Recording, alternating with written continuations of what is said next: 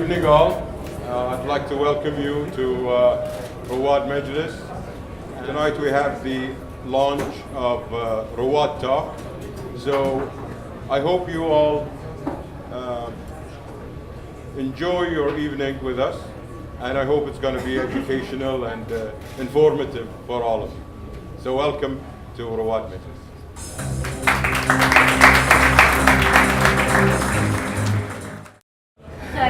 Good evening, everyone, and welcome to the first release of Rowad Talk. We're very happy to have you all here, and very honored to have a great panel of speakers that will have actually honored us and have believed in our new edition and new platform as part of our Rowad program. Here with us today we have Philipp Lemmerz from Rowad Partners, Mohammed Jafar, I don't think he needs an introduction. We have Yusuf Hamad, and Ali Hussein and Arwa from Husak, and Mohammed Anwar. Where is he? Okay, so can you come here, Mohammed? Okay.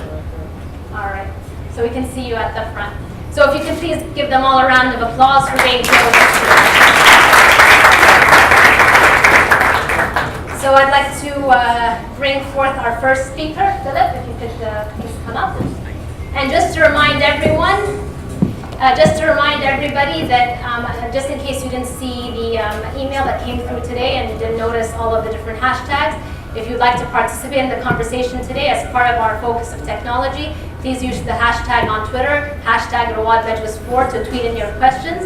You can also scan the QR codes for the chat room. And again, we can do it the old-fashioned way. You see the people over here that are wearing the Rowad Talk t-shirts. They're part of the dream team that made this happen. So we can give them also a round of applause. So if anyone needs a question or needs any help, just reach out to them over here today.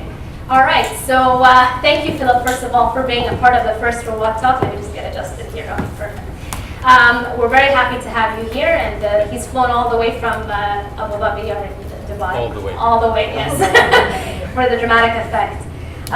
So we wanted to allow Philipp to give us a little bit of an overview of what he believes is the current entrepreneurship ecosystem space and what he believes about technology and innovation here in the region. So Philipp, give us a little bit of an introduction about yourself and how you're so passionate about entrepreneurship here. Thank you.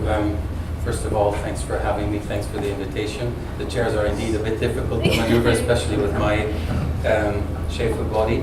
As you can see, I'm very entrepreneurial. I'm wearing a tie. I'm not like in a startup outfit at all. That has to do with a little bit of my background.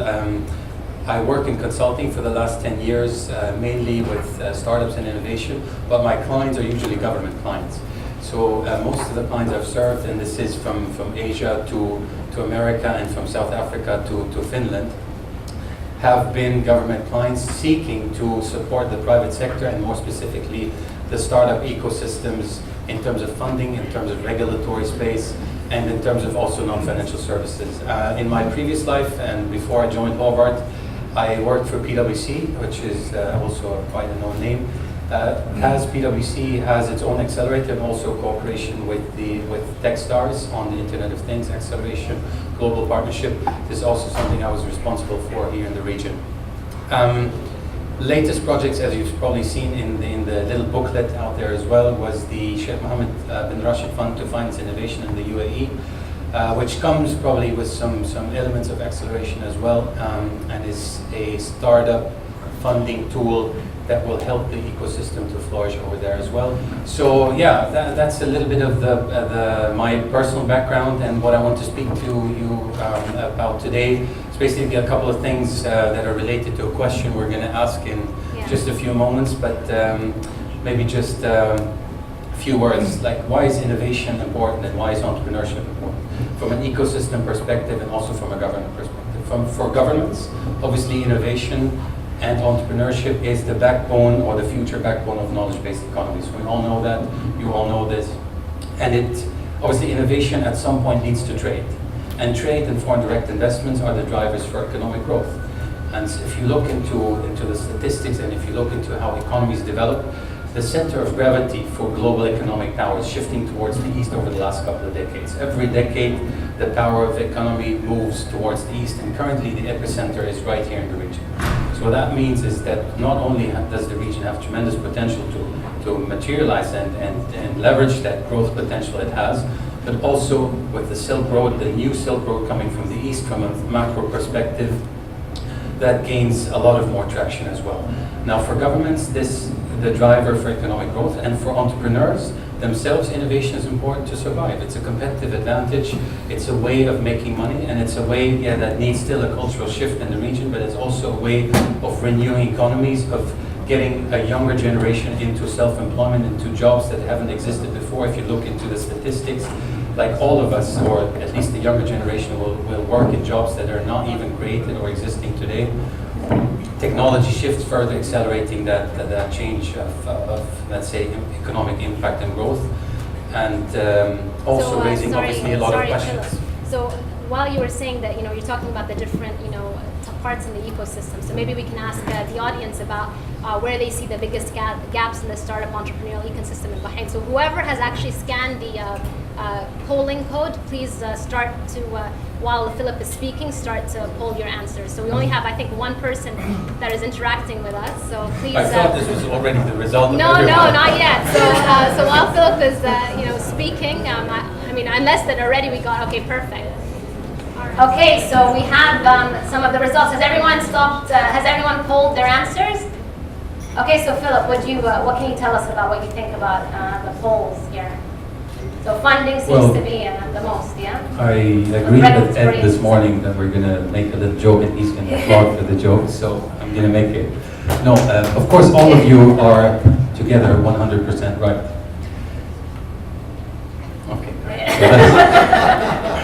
No, it's a surprising picture in one way and it's an unsurprising picture in another way.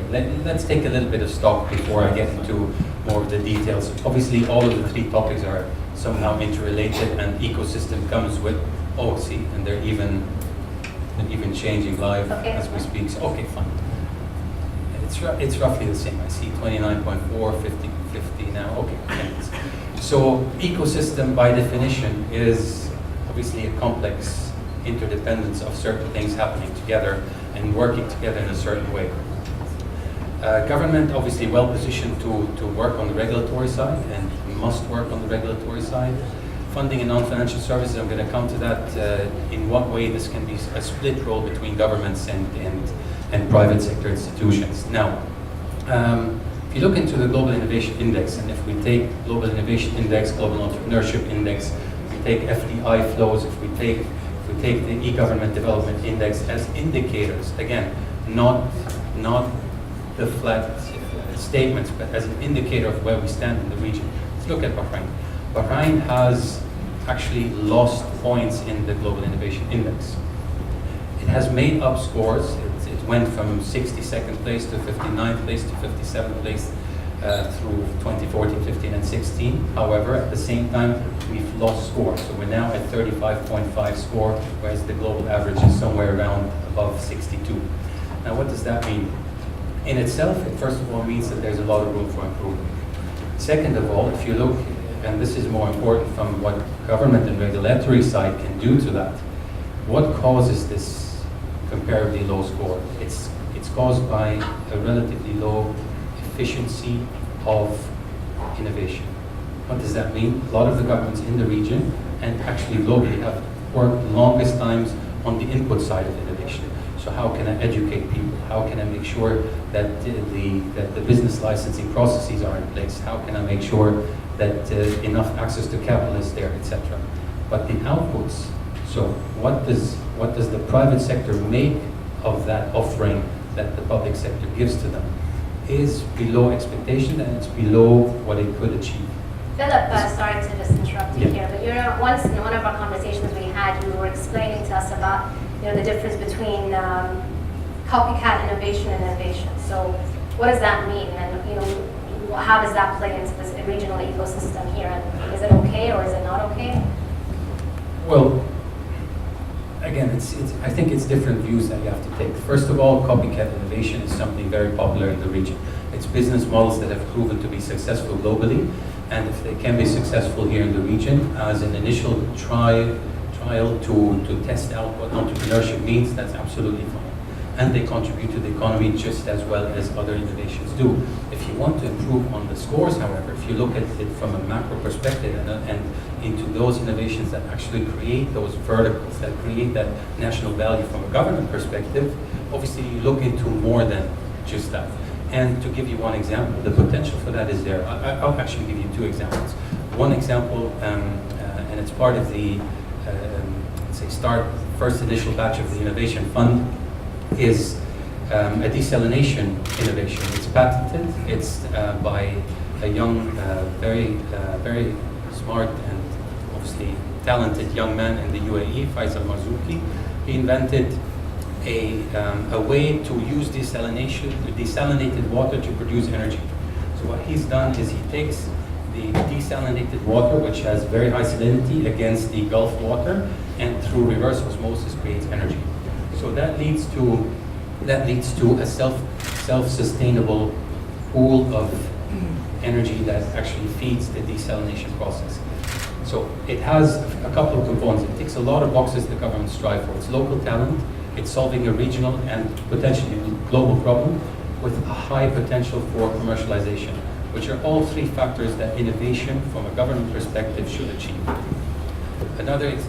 Yeah, no, because I was going to say that while Philipp is speaking and before we open the floor for questions and answers, I wanted to ask you all to now poll for this question so we can end with who do you see closing the gap in the startup entrepreneurial ecosystem. So as Philipp is telling us about finishing up that point, and then we'll open the floor for questions. Yeah.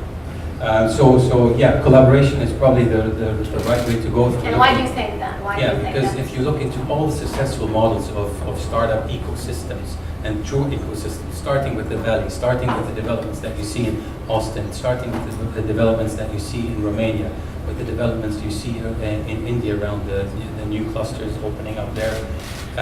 This is one. Secondly, government will not, in the region, especially with the, let's say, crunch on oil prices and the resources that are out there, will not have the potential, the financial potential to stem all of that financial need. And we're talking about probably 25 to 30 billion US dollars over the next couple of years that are needed to fund that demand. But then, we always hear the private sector is the one that drives growth. So we're seeing here 73% are talking about collaboration between the both. So what would you believe is a good balance? And then I'll ask someone from the team to take the mic so we can then open the floor for questions.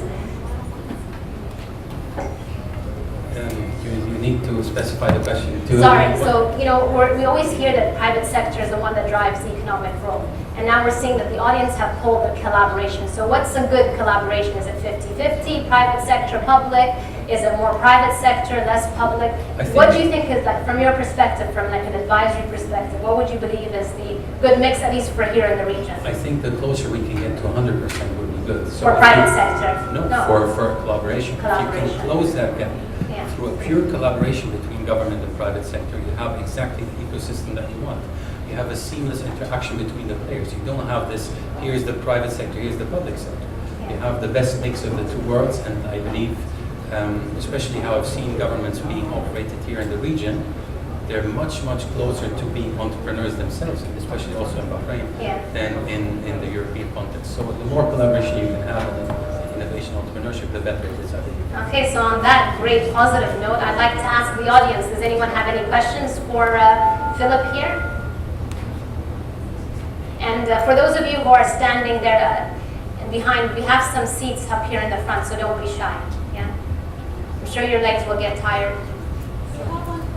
Okay, one question. Please introduce yourself. Jafar Hamza, CEO and founder of Oxolia. Oxolia is a design communication house based in Bahrain. Based on your experience, especially with the Sheikh Mohammed Foundation in UAE, what do you think, what is the strength point we have here in Bahrain? And we can cooperate even with Dubai or other countries and raise the strong points we have here. As a small economy, we have a lot of entrepreneurs, and we have a lot of creativity here in Bahrain. How we can overcome the obstacle, especially about the collaboration here. What do you think? So a very good question, and I think you've given the answer yourself already. Like if you're looking for why Bahrain, which is kind of implied in the question, yes, you're small, you're a startup kind of ecosystem in yourself. You're the SME of the region. You're famous for the financial services industry. This plays to a role no one else is taking to that extent yet in terms of financial technology companies.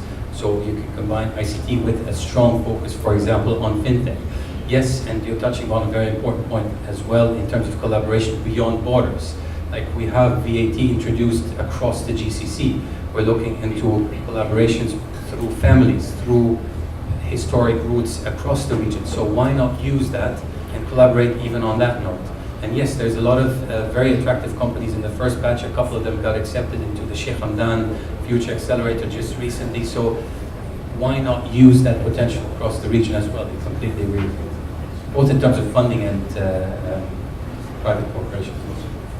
Okay, we have time for one more question, but then we have time for one more question for Philip, but I do encourage you that during the networking session that follows, so anything that you're dying to ask, he's still going to be here until the end of tonight, so please use your networking skills and come meet Philip. Any last question before we move on to our next distinguished speaker? No? All right, Philip, how would you like to close off? Actually, any advice to the entrepreneurs? Any anecdotes? Why Bahrain? Why the region? This gets me started into probably the next 5 minutes. But something short. Something short. I'm going to finish off with a quote that's not from me, but that's very nice. And it's not about standing up or failing is good or any of that, but it's similar, but it's different. I would say if you choose to do what you're passionate about, you're never going to have to work one day in your life. So that's, I think, a good end. A bit philosophical, but still good.